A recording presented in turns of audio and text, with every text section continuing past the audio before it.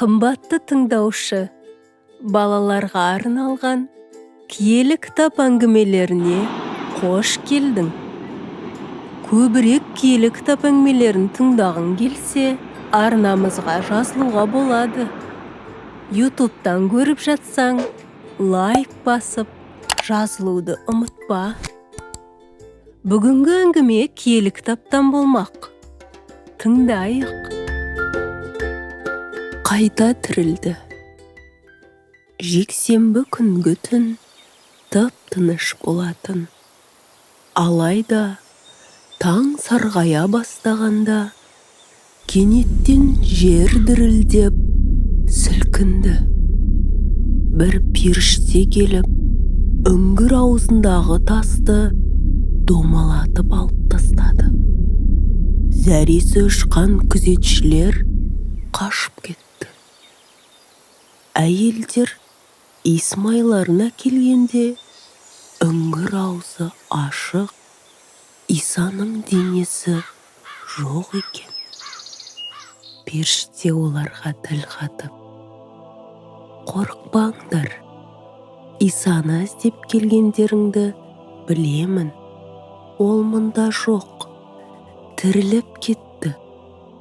Қараңдар, оның денесі мына жерде болатын. Тез шәкірттеріңе барып, Исаның тірілгені туралы хабарды жеткізіңдер. Оны жақында Галилеяда көретін боласыңдар», деді. Бастапқыда елшілер әйелдердің айтқандарына сенбеді. Анықтау үшін Петр мен Жохан қабірге барды.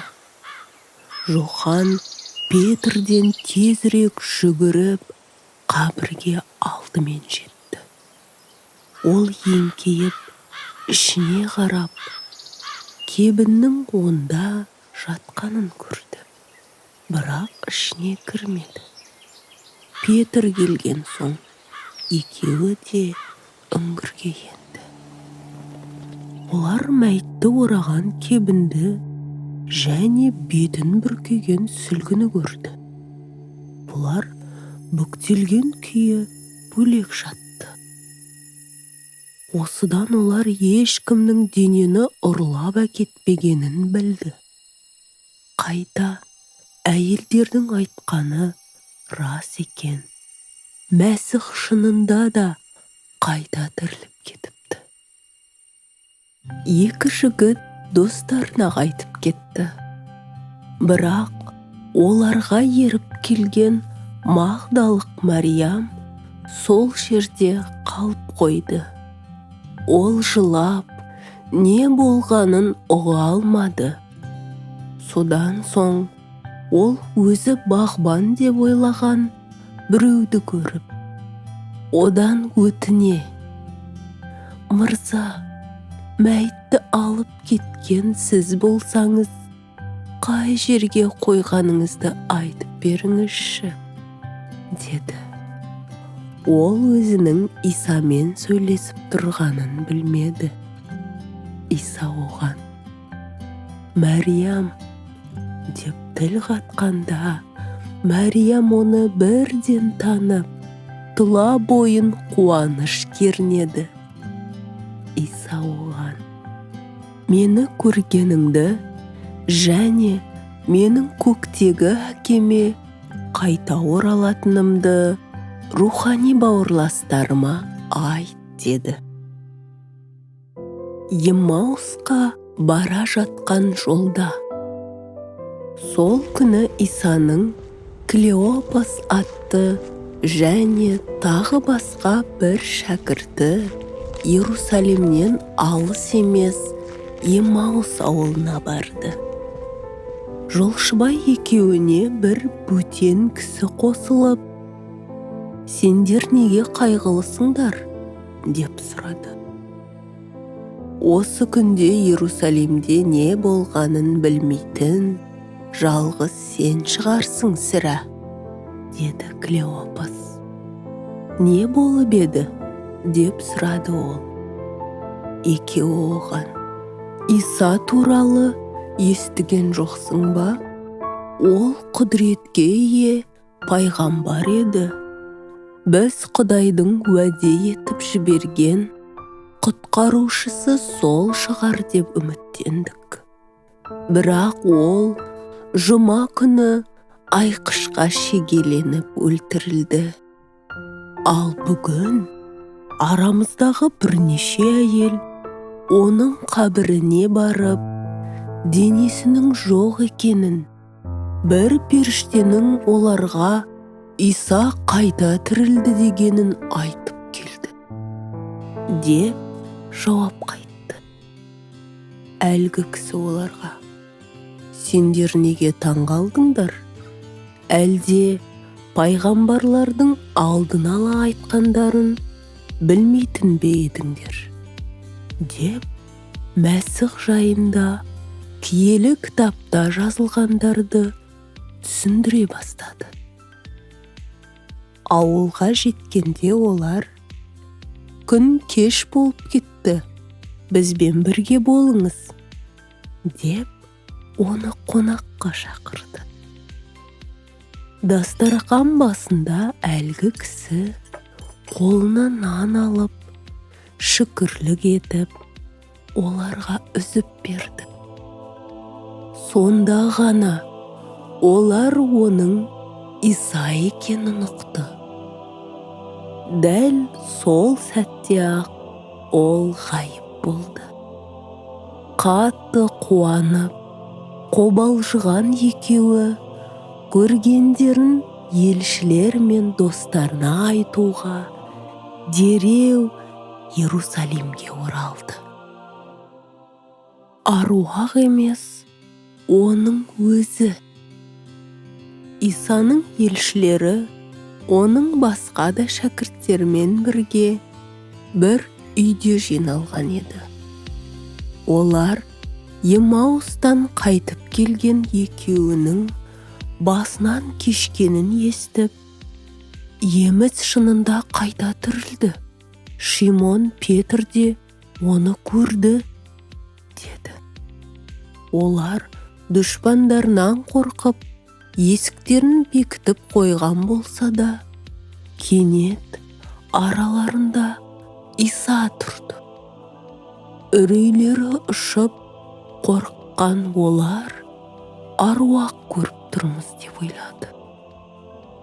Бірақ Иса көңілдерін орнықтырып, өзінің шегелерден қалған қол аяғындағы тыртықтарын көрсетіп: маған қол тигізіп көріңдер, аруақтың еті мен сүйегі болмайды ғой, деді.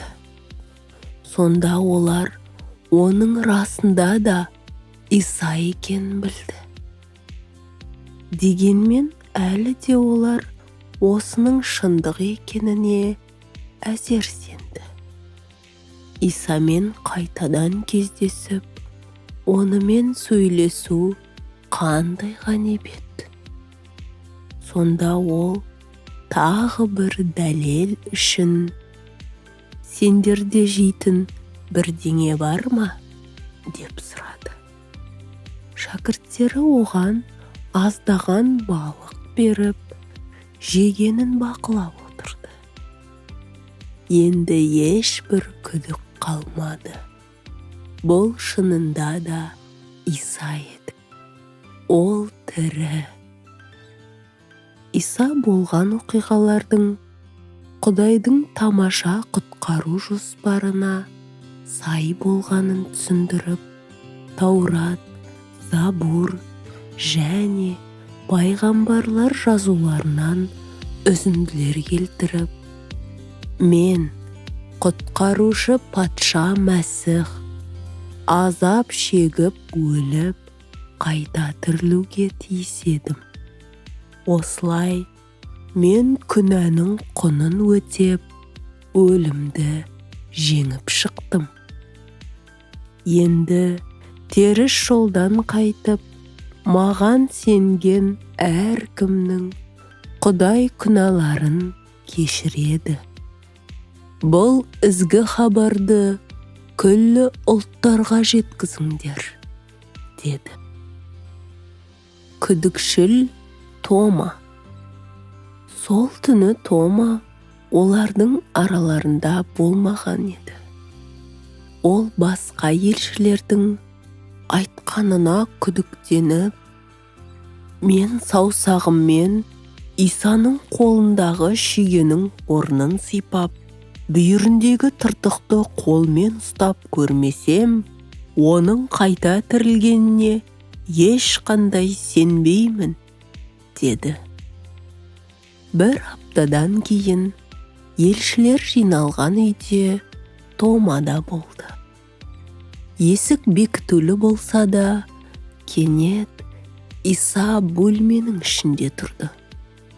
Ол бәріне сәлем беріп, Томаға: саусағыңды қолыма тигізіп көр, қолыңмен бүйірімдегі тыртықты ұстап көр, күдігіңді қойып, сенетін бол, деді. Еш күдігі қалмаған Тома, ием менің, Құдайым менің, деп оған бой ұрып мойынсынды. Көл жағасындағы кездесу.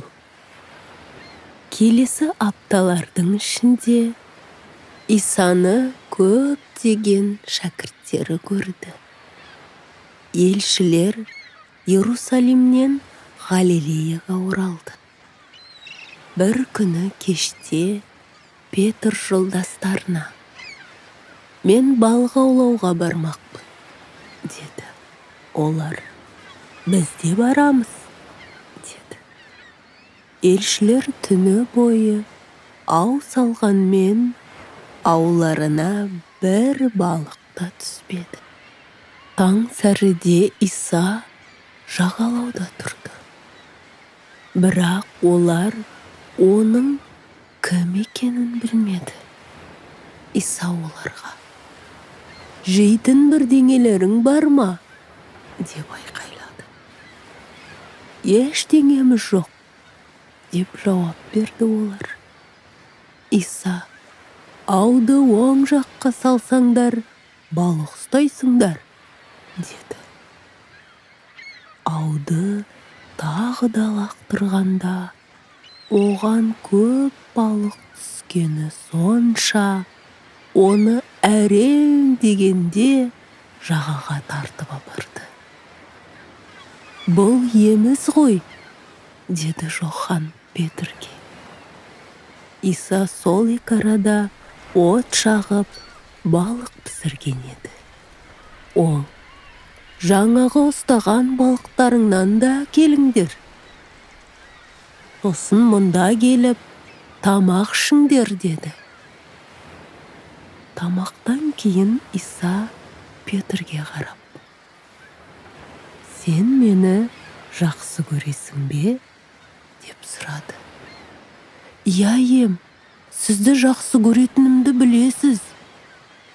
Иса сұрағын 3 рет қойып, бұрын 3 рет Исадан танған Петр де өз жауабын 3 рет қайталап берді. Сосын Иса Петрге маңызды міндет жүктеді: жолымды қуушылардың қамқоршысы бол. Осы киелі кітап әңгімесін тыңдағаның үшін рахмет. Жүрегіңде, санаңда қалсын. Кездескенше.